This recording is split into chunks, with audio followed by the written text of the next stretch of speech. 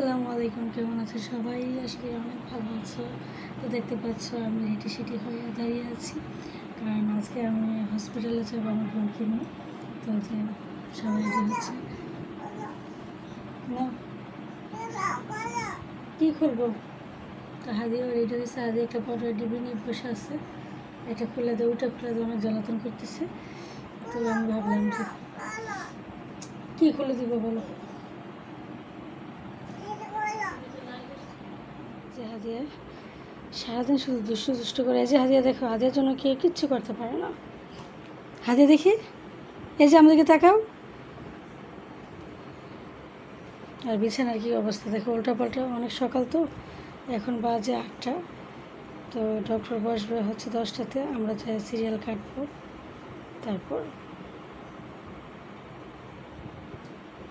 সকাল আজকে আমি অনেক দিন পরে উঠছি, আজকে 5:30টায় উঠছি ঘুম থেকে।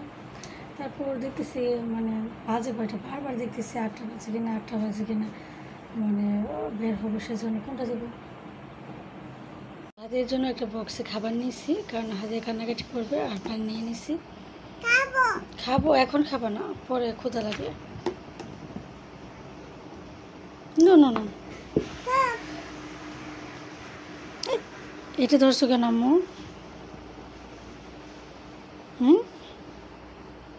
দেখি আমার দিকে তাকাও, তাকাও আমার দিকে। শেষ, আমাদের রেডি সেট হয়ে গেছে, এখন বের হয়ে যাবে বাসা থেকে। সবাই রেডি হয়ে গেছে।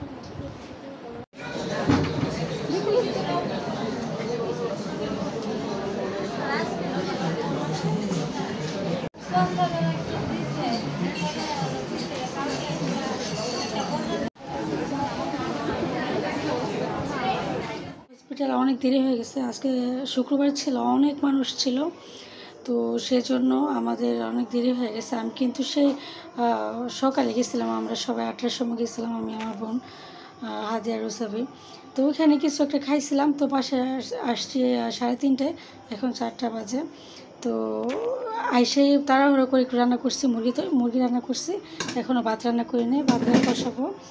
চাল রেখে দিছি, পাতিলে চাল রাখছি, এখন ভাত বসাবো। তাড়াহুড়ো করে মুরগি একটু ঝোল করলাম আলু দিয়ে, আর এখন ভাত বসাবো। আমি ভাবি নাই যে শুক্রবারে এত মানুষ থাকবে। অনেক দেরি হয়ে গেছে, বাচ্চারা তো খুব অস্থিরতা মানে শুরু করছে, অস্থির হয়ে গেছে।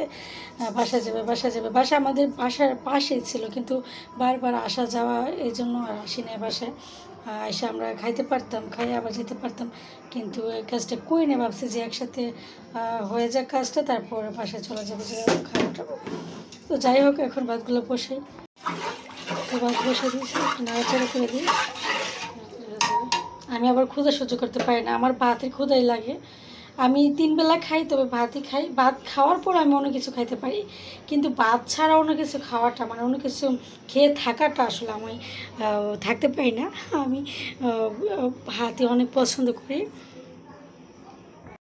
আর সকালবেলা লাউ রান্না করছিল মাছের মাথা দিয়ে, তো যে এটুকু আছে।